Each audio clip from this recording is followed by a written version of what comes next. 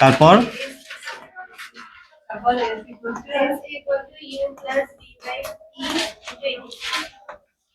এরপর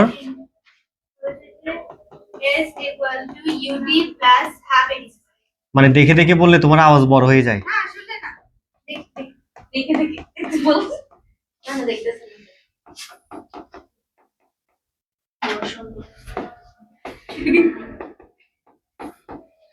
এই ছিল আমাদের 6টা সূত্র, ঠিক আছে, বুঝছো? ওকে, এবার আসো।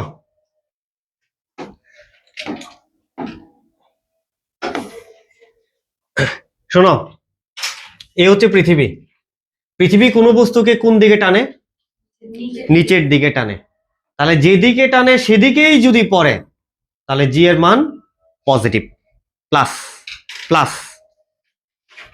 আর যেদিকে টানে যদি তার উল্টা দিকে উঠে তাহলে নেগেটিভ, মাইনাস। সমতলে যেটাকে আমরা দূরত্ব বা এস বলি, খাড়া উপরে নিচে হইলে সেটাকে আমরা কি বলবো? এইচ বলবো, এইচ বলবো। তাহলে এস কে কি বলবো? এইচ। যদি রাস্তাঘাটে বস্তু চলাচল করলে তার ত্বরণটাকে আমরা এ বলি। কেন এ বলি? অ্যাক্সিলারেশন, অ্যাক্সিলারেশন, এই জন্য আমরা এ দিয়ে প্রকাশ করি। আর যদি উপরে নিচে উঠানামা করে তাহলে তো কোন ত্বরণ কাজ করবে? Gravitational acceleration. তখন এটাকে আমরা কি দিয়ে প্রকাশ করব? জি দিয়ে। মনে রাখবা। তাহলে রাস্তায় গাড়ি চলাচল করলে কি? এ। সেক্ষেত্রে দূরত্ব কি? সরণ এস।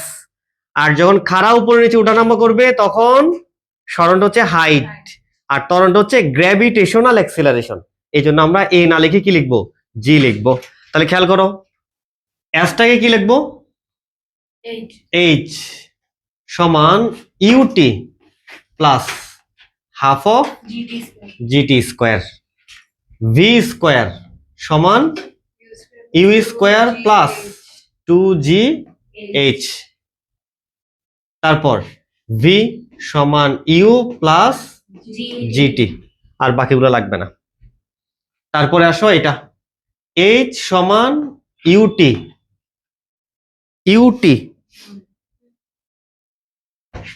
এইচ সমান U T plus half of G T square, খাড়া উপরে উঠতেছে মাইনাস জি। তাহলে এইচ সমান ইউটি প্লাসে মাইনাসে minus half of G T square. তাহলে মাইনাসটা আমরা আগেই দিয়ে দিব, বুঝা গেছে? Minus half of G T square. তাহলে এটা ভি স্কোয়ার সমান U square minus 2gh, V সমান ইউ মাইনাস